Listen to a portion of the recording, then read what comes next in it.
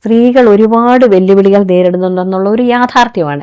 ഇവിടെ എല്ലാവരും വാചകത്തിലൂടെ പറയും സ്ത്രീ സുരക്ഷ വേണം, സ്ത്രീകൾക്ക് കെയർ കൊടുക്കണം, സ്ത്രീകൾക്ക് മുൻഗണന കൊടുക്കണം. അത് വാക്ക് ചാതുരിയിൽ കൂടെ പറയുന്നതല്ലാതെ റിയൽ ആയിട്ടുള്ള അനുഭവത്തിൽ എപ്പോഴും കുറേ പിന്തള്ളി പോകുന്നുണ്ടെന്നുള്ളത് എല്ലാവർക്കും അറിയാവുന്ന. അതിന് എനിക്ക് പറയാനുള്ളത്, ഒരിക്കലും അങ്ങനെ പിറകോട്ട് പോകരുത്, മുന്നോട്ട് തന്നെ പോകണം. ഞങ്ങൾ എപ്പോഴും അങ്ങനെയാണ്, ഞങ്ങൾ ചേർത്ത് നിർത്തിക്കൊണ്ട് നിങ്ങൾ ഒരിക്കലും പുറകോട്ട് വരരുത്, മുന്നോട്ട് പോവാ. ഒരു വിഷമം വന്നാൽ, ഒരു ആക്രമണം വന്നാൽ, ഒരു എന്താ പറയുക, ഇപ്പോൾ ഒത്തിരി സ്ത്രീകളുമായി ബന്ധപ്പെട്ട ഞങ്ങളൊക്കെ കേസ് നടത്തുന്ന ഒത്തിരി കാര്യങ്ങളുണ്ട്. സ്ത്രീകളെ ആക്ഷേപിക്കൽ, സ്ത്രീകൾക്ക് മറ്റ് പറ്റിക്കൽ, അങ്ങനെയൊക്കെയുള്ള ഒത്തിരി കാര്യം വന്നാൽ ധൈര്യമായിട്ട് നിയമ നടപടിയെടുക്കാൻ മുന്നോട്ട് വരണം.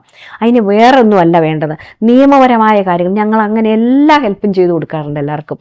തന്നെയുമല്ല, നല്ല തൻ്റെ ഇടത്തോടെ മുന്നോട്ട് വരാനും കാര്യങ്ങൾ പഠിച്ച് മനസ്സിലാക്കി പൊതുസമൂഹത്തോടൊപ്പം പ്രതികരിക്കാനും നല്ല ശേഷി ഉണ്ടാക്കണം.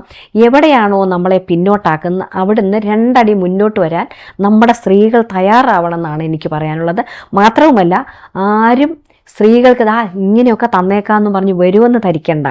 നമ്മൾ ഓരോ സ്പേസും ഇടിച്ചിടിച്ച് നേടിയെടുക്കണം. അപ്പോഴാണ് വലിയ വിജയം ഉണ്ടാവുക. എനിക്ക് പറയാനുള്ളത് എല്ലാ സ്ത്രീകളോടും പെൺകുട്ടികളോടും അതാ, ധൈര്യമായിട്ട് മുന്നോട്ട് വരണം.